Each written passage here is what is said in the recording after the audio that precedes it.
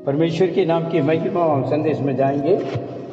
भाई बहन, सारे भाई बहनों को यीशु मसीह के मधुर नाम से मैं इस आराधना में स्वागत करता हूं। लगातार कुछ जो है वचनों को मनन करते आ रहे हैं जो परमेश्वर हमें सिखाता है। Hallelujah, hallelujah. आज जो है हम विषय लिया है सावधान। विश्वासी जन सावधान रहें, चौकसी रहें। इसलिए अपने आत्मा को बचाने के लिए, अपने जीवन को बचाने के लिए आपको सावधान बरसना जरूरी है। क्यों, देखिए आज संसार में बेतेरे चीजें हम देखते आ रहे हैं। विश्वासी जन के जीवन का अंदर भी वो पाया जा रहा है। क्यों, देखिए जो है अनसुनी करते हुए चल रहे हैं, ध्यान नहीं दे पा रहे हैं, गौर नहीं कर पा रहे हैं। इस वजह से काफी आशीषें परमेश्वर के ओर से जो देने चाहता वो हो जाते हैं, चाहे वो आर्थिक हो चाहे वो आत्मिक हो। इनमें हम गौर नहीं कर पाते। हम सोचते हैं ये छोटी छोटी बातें हैं, इससे क्या करना, ये तो चलता है। मगर परमेश्वर उस बात को भी आज आपके बीच में बोला कि ये कई हृदय अभी भी बंद खुला नहीं। हमने आराधना तो जरूर किया है, अभी भी समर्पण नहीं है। बुरा नहीं माने, आराधना तो हम करते करते हारे, फिर भी हमारा हृदय पूरी तरह समर्पण नहीं है जैसा परमेश्वर चाहता है। प्राण आत्मा दे जीवित बलिदान चढ़ाते हुए उसके इच्छा के मुताबिक हम आराधना करें। परमेश्वर चिताता है, सावधान करता है, अभी भी वक्त करके अगर हम अनसुनी करते हैं। इसलिए मैं इस संदेश को लेकर आया हूँ। कृपया आप मेरे लिए वचन पढ़ें। मैं कुछ 8 बातों को यहाँ पर रखना चाह रहा हूँ। सभी जानने वाली बातें हैं, फिर भी हम गौर नहीं कर पाते, सावधान नहीं कर पाते। इसलिए आज इस विषय को हम मनन करना चाह रहे हैं। कृपया आप निकालें नीति वचन 4:23। नीति वचन 4:23। सबसे अधिक अपने मन की रक्षा कर, क्योंकि जीवन का मूल स्रोत वही है। देखिए, यहाँ पर 2 बातें हैं। मैं नहीं समझ पा रहा हूँ ये 8 विषय भी। ये पहले पार्ट में मैंने ये 2 भाग को बनाया, पार्ट 1 पार्ट 2। पार्ट 1 का अंदर जो है 8 बातें हैं, पार्ट 2 का अंदर 17 है। सो इसलिए पार्ट 1 को भी आज मैं सोच रहा हूँ समाप्त नहीं हो पाएंगे। जितने तक हो सकते हैं उतना तक का हम जो मनन करेंगे। हालेलुया। क्या वचन कहता है? रक्षा क्या करना है? मन की रक्षा। मन की रक्षा करना। क्यों? मन का अंदर से क्या आता है, क्या उत्पन्न होता है? पढ़िए ना। सबसे अधिक अपने मन की रक्षा कर, क्योंकि जीवन का मूल स्रोत वही है। जीवन का मूल स्रोत वही है। अभी हम सावधान नहीं बरस पाते हैं। परमेश्वर चेतावनी देता है हर समय पे, हर कार्य का अंदर। हम सोचते हैं ऐसे आ गया, नहीं। किसी के भी जीवन का अंदर कोई घटता है तो उसका अंदर कोई ना कोई कार्य है। इनको हम नहीं समझ पाते हैं, अनसुनी समझकर छोड़ देते हैं। मगर परमेश्वर उसके द्वारा कुछ सिखाना चाहता है। दाऊद अपने जो है जीवन का अंदर जब भी कोई बात हुई है, संकट परेशानी हर बातें, जब भी वो कहता है मुझे जो ये सब कुछ जो है उपद्रव व्याकुल हर प्रकार का जो है कार्य आया है, तो कुछ सीखने के लिए मुझे अवसर मिला। भजन संगीता में ये लिखा है। भजनकार इस प्रकार कहता है, जो भी कुछ उपद्रव आई है मेरे ऊपर, उसको द्वारा मैंने कुछ सीख लिया। तो इसलिए कम मत समझना, कोई भी विषय घटना होती है तो उसका अंदर हमको अपने हृदय को जांचना है, सावधान बरसना है। हमें जांच के देखना है क्या हो रहा हमारे यहाँ, क्यों ये वजह क्या है हमें। तो देखिए, जीवन का स्रोत कहां पर है? हृदय का अंदर है, जो आत्मा है। इसलिए रक्षा करना प्रत्येक का जरूरत है। हम सोचते हैं हमने जो है उद्धार पा चुका है, हमने अपने हृदय को परमेश्वर को दे दिया, उद्धार करता हमारे हृदय में हमने प्राप्त कर ली, आत्मा में यीशु ही मेरा उद्धार करता है। मैंने अपने हृदय को परमेश्वर को दे दी। अच्छी शब्द में हम बोल देते हैं, मगर क्या सच में आपने अपने हृदय को परमेश्वर को दिया है? अगर दिया हो तो किस प्रकार दिया? जांचना बहुत अवश्य जरूरत है। कहना बहुत आसान है।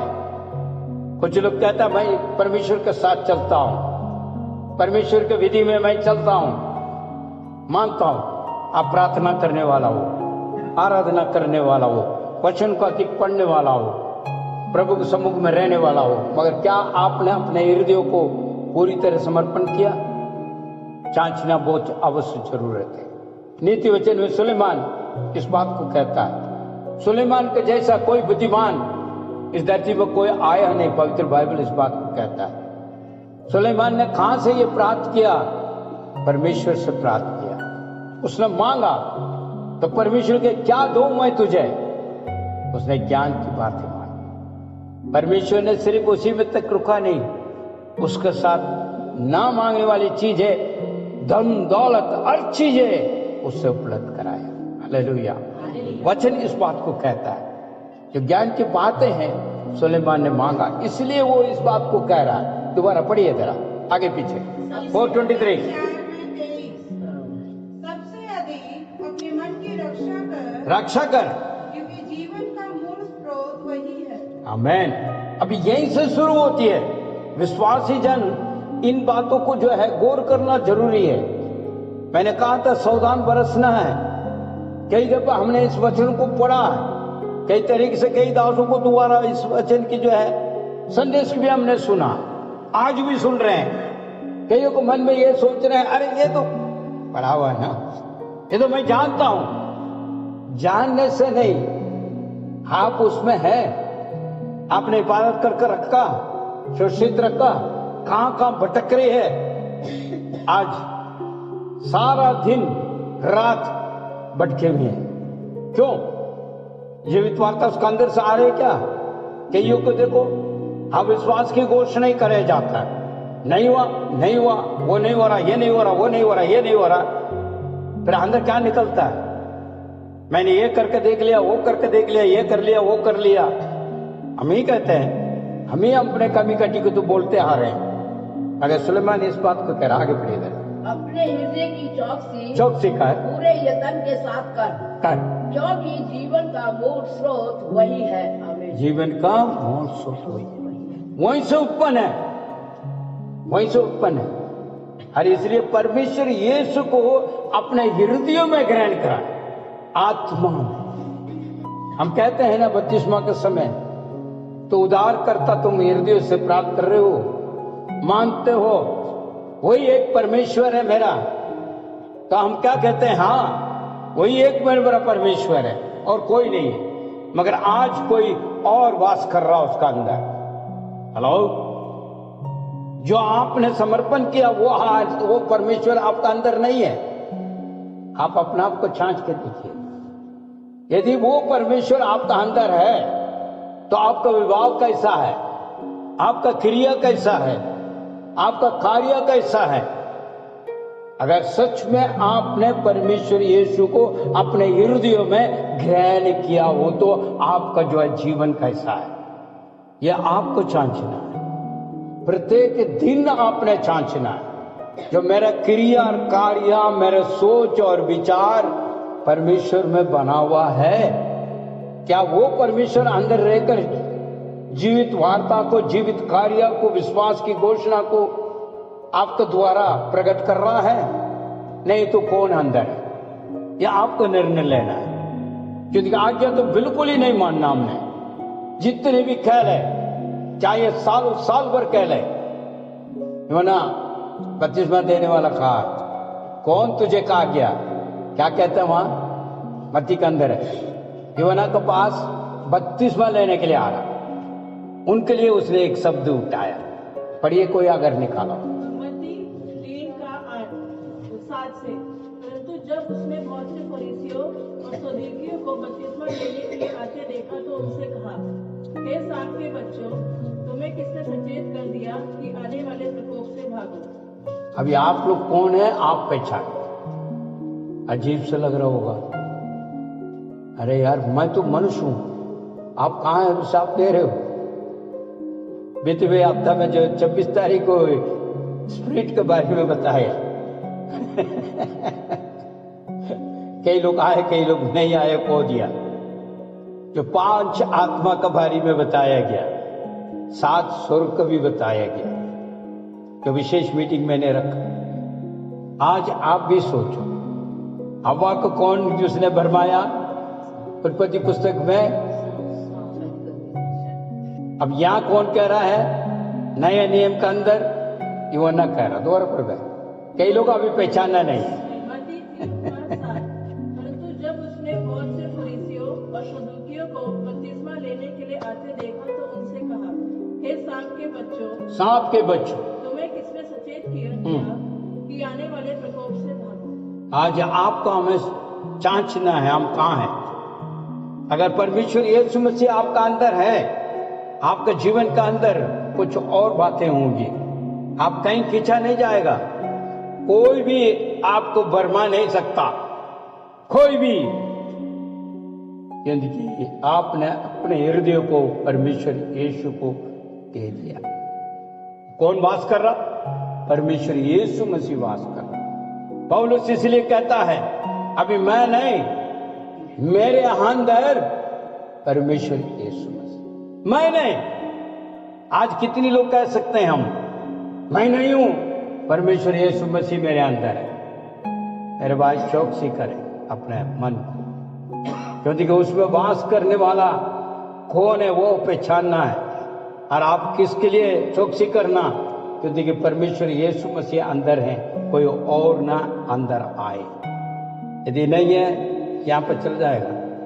आपका सोच में, विचार में, हर चीज है वो कब्जा वहीं पर ही करता डायरेक्ट। इसलिए आपको चौकसी करना बहुत आवश्यक है। एक और बात को हम पुराने नियम में देखते हैं, व्यवस्था विवरण उसका जो है 4 का 10 देखिए। व्यवस्था विवरण 4 का 10 का वचन, पेज नंबर 194। उस दिन को याद रखो जब तुम होरेब पर्वत पर अपने परमेश्वर यहोवा के सामने खड़े हुए थे, और यहोवा ने मुझसे कहा था, प्रजा के लोगों को मेरे सामने एकत्रित कर कि मैं उनको अपने वचन सुनाऊं, जिससे वे सीखे, जितने दिन पृथ्वी पर जीवित रहे, मेरा भय माने और अपने बाल बच्चों को भी सिखाए। आमीन। परमेश्वर के नाम की महिमा। क्योंकि परमेश्वर का वचन इन बातों को कहता है, सावधान रहे, चौकसी बनाई। एक बार पीछे भी पढ़िए जरा। व्यवस्था विवरण 4 में 10। जी। विशेष करके उस दिन की बातें जिस दिन तुम होरेब के पास अपने परमेश्वर यहोवा के सामने खड़े थे, तब यहोवा ने मुझसे कहा था, उन लोगों को मेरे पास इकट्ठा कर कि मैं उन्हें अपने वचन सुनाऊं, जिससे वे सीखे, ताकि जितने दिन वे पृथ्वी पर जीवित रहे, जितना दिन पृथ्वी में जीवित रहे, उतने दिन मेरा भय मानते रहे और अपने बाल बच्चों को भी यही सिखाए। आमीन। वचन इस बात को कहता है, इजराइलियों के साथ में जो परमेश्वर ने जो वायदा दिया है, उस वायदा को स्मरण करने के लिए नए नियम का अंदर भी इस बात को कहा है। क्योंकि मिस्र देश से उन्हें निकाल कर लेकर आया गुलामी से। आज नए नियम का अंदर, पाप की इस दुनिया का अंदर हमें निकाल कर लेकर आया।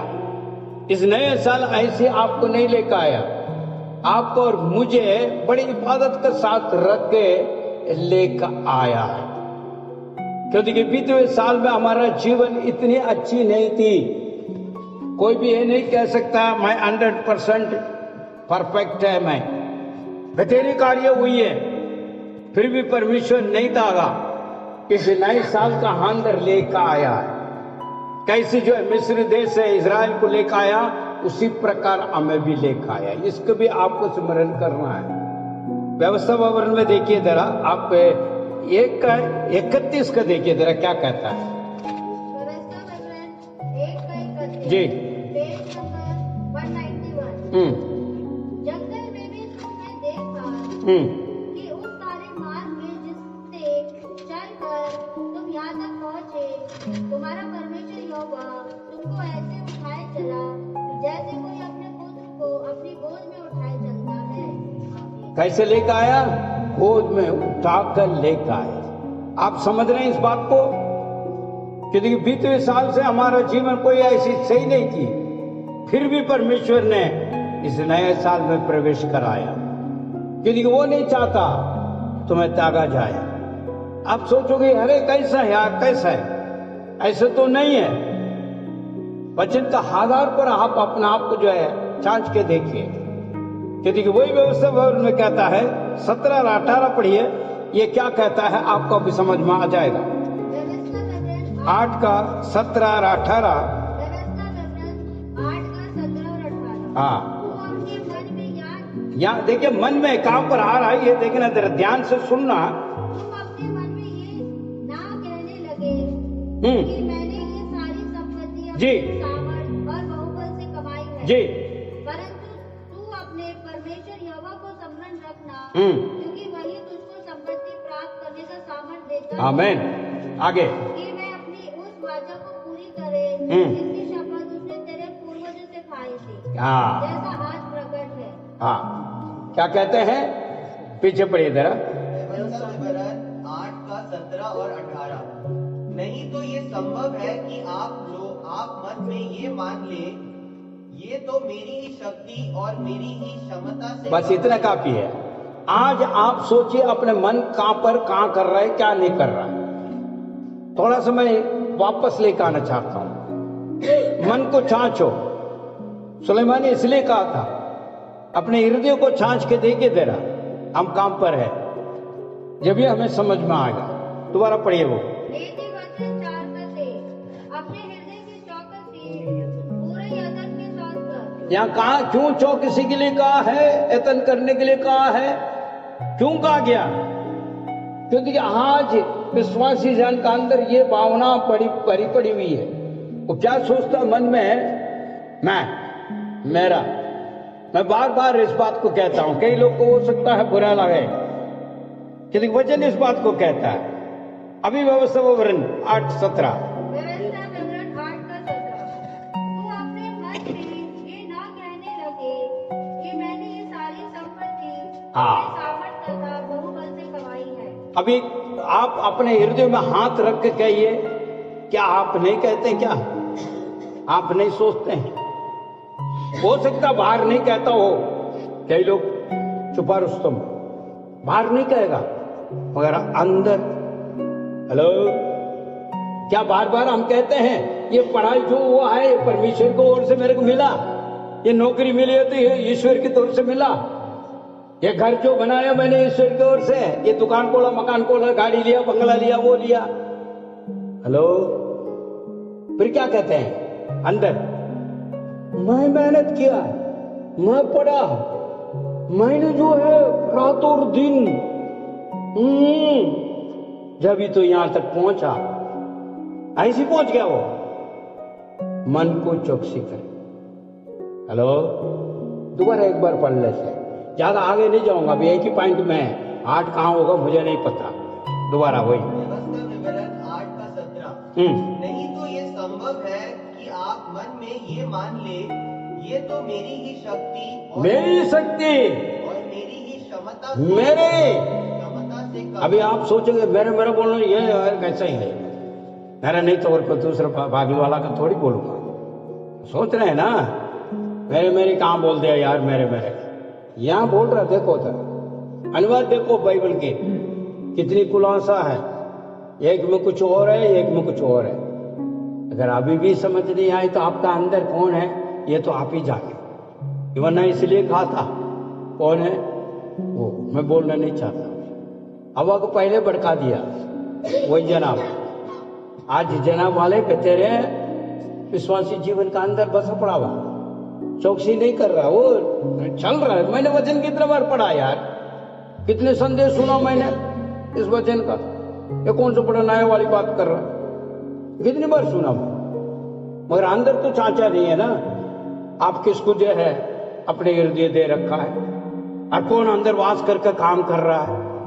अब यही वाला बता रहा हूं मैं, आईना पहले खोल कर रखे हैं, हम अपने आप को देख लें जरा, चाहे आप हो मैं हूं, सभी का है आईना हमारे सामने, उसमें कम से कम देख ले हम देख कर परख ले, ताकि हमारा बातें कैसे। हालेलुया। एक बार पीछे पर, क्योंकि वो इंटरेस्टिंग है, ये इंटरेस्टिंग भी, अंदर चुभता भी है। हाँ, ऐसे थोड़ी है, ऐसी चल रही है। क्योंकि वो भी कह दिया पौलुस ने, जो है तिमोथी में 6वां अध्याय में कहा है, जिसमें दौड़ रहे हो वो छल्ली हो जाएगा। क्या हो जाएगा? आत्मा छल्ली हो जाएगा। वो भी पढ़ लेते हैं, पहले तिमोथी 6वां अध्याय, मेरे ख्याल में 10 है। 10। क्योंकि धन का लोभ सब प्रकार की बुराइयों की जड़ है। कुछ लोगों ने इसकी लालसा में विश्वास से भटक कर अपने आप को अनेक दुखों से छल्ली बना डाला। आज छल्ली बनकर बैठा हुआ, शांति नहीं, समाधान नहीं, खुशी नहीं, आनंद नहीं, अपना दौड़ दौड़ दौड़ दौड़, कहाँ जाके खत्म होगी कोई पता नहीं, कब खत्म होगा कोई पता नहीं। आगे क्या कहता है? मैं अपने हृदय को परमेश्वर यीशु मसीह को उद्धार करता का मौका दे दिया। मगर हम कहाँ हैं? हम अपना आप को चौकसी नहीं कर रहे। चौकसी पढ़िए जरा 17, 8 का 17। ध्यान रखे मेरे भाई मेरे बहन, हो सकता है आपको वक्त मिले ना मिले आगे के लिए, मेरा फर्ज है वचन को बांटना, आगे आपकी इच्छा। पढ़िए। व्यवस्था विवरण 8 17। और कहीं ऐसा ना हो कि तू सोचने लगे कि यह संपत्ति मेरे ही सामर्थ, मेरे ही बुद्धि बल से मुझे प्राप्त हुई है, परंतु तू अपने परमेश्वर यहोवा को स्मरण रखना, क्योंकि वही है जो तुझे संपत्ति प्राप्त करने की सामर्थ इसलिए देता है कि जो वाचा उसने तेरे पूर्व, इसलिए देता है क्योंकि वचन उसने पहले कह चुका, वायदा कर लिया, वायदा पहले दे दिया। हमें पढ़िए बहन दोबारा उसी वचन 17 पढ़िए। और कहीं ऐसा न हो कि तो सोचने लगे कि यह संपत्ति मेरे ही सामर्थ और मेरे ही भुजबल से मुझे प्राप्त हुई, परंतु तू अपने परमेश्वर यहोवा को स्मरण रखना, क्योंकि वही है जो तुझे संपत्ति प्राप्त करने की सामर्थ इसलिए देता है कि जो वाचा उसने तेरे पूर्वजों से खाकर वादी थी उसको पूरा करे, जैसा आज प्रकट है। आज प्रकट है। अभी भी अगर आप चौकसी नहीं कर पाओगे, कौन अंदर रह रहा है जांचोगे नहीं, तो फिर आपका नतीजा क्या होगा मैं नहीं जानता। अभी मैं आगे निकलू, अभी तो 1 पॉइंट में चल रहा हूँ, 8 पॉइंट है पहले पार्ट। हो सकता है दुकान करके मिले, मैं इसको पूरा बांटूंगा। आज पहले पॉइंट को मैं यहाँ पर समाप्त कर रहा हूँ। आंखों बंद करे सेरे की चुका हम प्रार्थना करें। अनुग्रह के दयालु परमेश्वर, हम तेरी धन्यवाद स्तुति करते हैं पिता प्रभु। आज के दिन में जो है हमारे मन को चांचने के लिए एक और बार प्रभु तेरे वचन के द्वारा हमें सहायता की, इसके लिए धन्यवाद। अभी भी प्रभु हमारे मन कहीं भटकता है, हम उसको रक्षा नहीं कर पा रहे। खुदावन आप मदद और सहायता दे। यदि हर तरफ में आशीष का रुकावट बनाने के लिए शत्रु हमारे साथ वार करता है, बरमाता है, प्रभु वो सारी चीजें हटने पाए। खुदावन तो मदद और सहायता दे। इस संदेश जिसने भी सुन रहे हैं उनके हृदय का अंदर तो कार्य कर प्रभु। क्योंकि देखिए हम अपने हृदय को परमेश्वर यीशु मसीह को उद्धारकर्ता मानकर सौंपा है। हमारे मन में जीवित परमेश्वर वास करने पाए। क्योंकि अभी भी आप प्रभु जी दरवाजे के ओर खटखटा रहे हैं। क्योंकि कई लोग अपने हृदय में किसी और को रखा हुआ। प्रभु आप कहते हैं अभी भी दरवाजा के बाहर खड़ा हूं, मैं खटखटा रहा हूं, मेरी आवाज को यदि कोई सुने, अपने हृदय का दरवाजा को खोले, मैं और पिता उसमें वास करूंगा कर। खुदावन तो मदद और सहायता दे, ताकि हमारा जीवन आपके हाथ में है। हमारे दिनों को प्रभु तेरे हाथ में समर्पण है। जैसा आप चाहते हैं इस प्रकार जीवन बिताने के लिए हमें सहायता कर। आज भी उद्धारकर्ता करके अपने हृदय में ग्रहण करने के लिए मदद और सहायता दे। बोलो को बड़कों को हर प्रकार का कार्य को क्षमा याचना करे। जो करता है क्षमा याचना, उनके जीवन में तो कार्य कर, ताकि उनके जीवन में एक प्रकाश आने पाए। तेरी वार्ता उस हृदय का अंदर जीवित वार्ता को उत्पन्न करने पाए। प्रभु दया कर। प्रार्थना को सुना, धन्यवाद। यीशु के नाम से मांगते हैं, आमीन।